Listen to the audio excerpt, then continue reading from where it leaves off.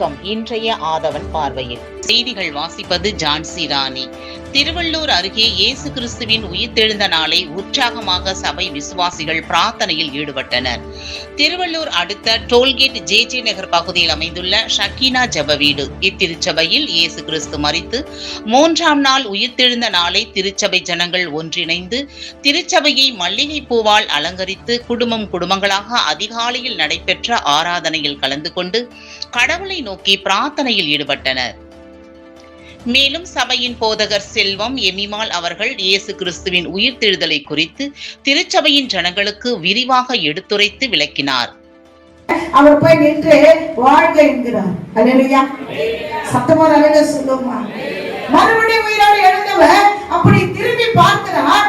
அங்கே அழுது கொண்டிருந்த ஸ்ரீ இங்கேயே அழுது கொண்டிருப்பதை கர்த்தர் பார்க்கிறார்.